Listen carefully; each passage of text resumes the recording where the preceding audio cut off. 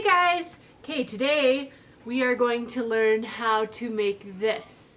Now you don't have to make it as tall as you are. You could make it this big or that big. But we're going to learn the techniques used to make this. So, let's party! Okay, jumping right in, I am just sketching the outline of the lion. And you can see that I've sketched it with pencil underneath, but I am sketching over that pencil with a permanent marker. I'm using a Sharpie right now. And the reason I'm doing that is because when I put the joint compound later on, I want to be able to see the lines nice and defined, and that kind of disappears with just pencil. Okay, now I'm just going to start putting the joint compound on. I scoop it out of the bucket with my palette knife, and then I just lay it right on there, and then I'm going to scrape along the sides, like where the permanent marker is, just to give it a crisp edge. Now, how much texture you want is up to you. I like the texture, so I'm leaving it a little chunky in the middle, but you can make it pretty smooth. If you make it smoother, then you got to be really careful to get it very even to look nice. Now this particular joint compound goes on pink, but it will dry white, which is kind of nice.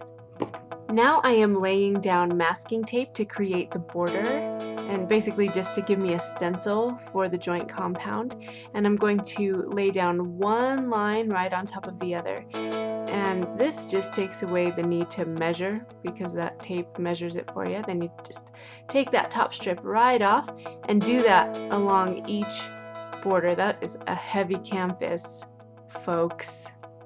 Okay, here I go again. Just go right over the other tape that you already laid down. Just take it off. Okay, now you're going to peel the corner and you're going to cut off the flaps, unless you want that as part of your stencil. That's cool too. And just make sure you get it nice and even and square. Then just push it right back on and make sure it's nice and sticky. I actually did two borders, one right inside this border, which you'll see in the next shot. Okay, now I'm just going to lay down the joint compound just like I did on the lion. This one's a lot easier because it's just stripe instead of intricate detail.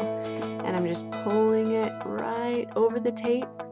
And when I pull the tape off later, you'll see that it makes such a nice, beautiful line. Now, to get texture, what I'm doing here is I'm pulling lightly through the joint compound with my palette knife. And then I'm just patting and dragging,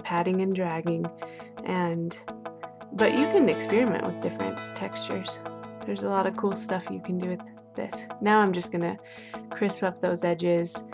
Oh, that's cool. Looks like you're almost done. You just need to do the frame. And that was a little guest appearance by Grant, my son. Now I just dug in lightly and found the corner of the tape, and I'm pulling it off very gently, around and around, examining my work, getting excited about the sound of pulling the tape off, maybe too excited.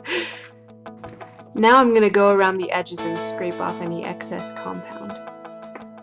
Then wait for it to dry, get excited, and start painting. Okay, this is spray paint. Now the reason I'm using spray paint is because it adheres really nicely to the joint compound, and when you paint over it or scrub shoe polish, which we'll do later, it doesn't take the paint off, which it can with other types of paint. So first I did a layer of green. It wasn't really what I liked or what I had in mind, so I covered that with gold and loved it. I actually considered just stopping there and leaving it solid gold because the joint compound gave it enough depth with that texture. But, you know, if you've seen any of my videos in the past, you know that I can't stop if I have more ideas. So now I am taking a medium turquoise color. I've got acrylic paint right now, and I'm painting around the edges of the shapes of the lion and also around the inside border. Then I'm going to take some lighter turquoise and I'm going to paint inside the lines of the darker turquoise.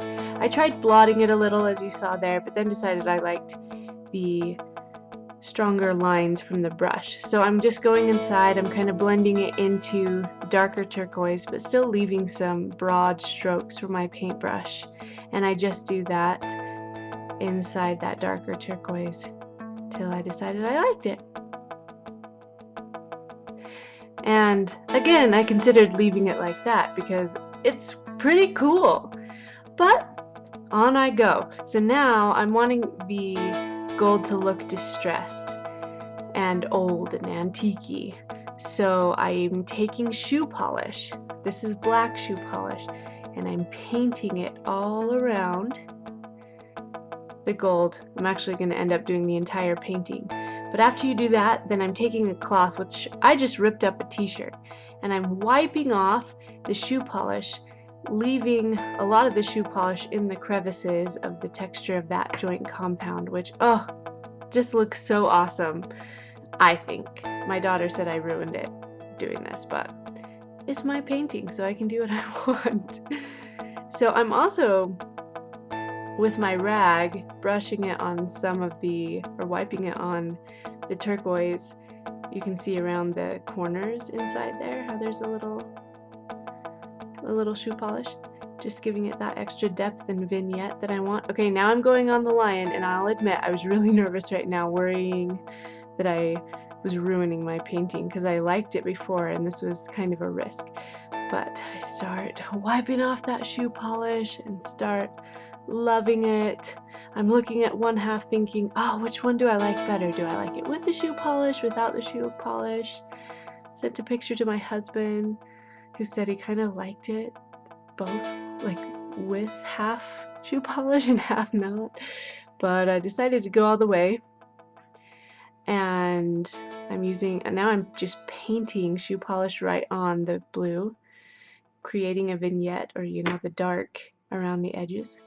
Wiping off with my cloth, adding a little more paint here and there until it looks good, and I like it. Thanks for watching this with me, guys. I hope you enjoyed it. I hope you try it, whether it's with a lion or something else. And for sure, jump on my Facebook page, Her Art from the Attic, and share with me your projects, or just join us there, our little community of art peeps. And yeah, don't forget to subscribe and give me a thumbs up so I know to keep making videos like this.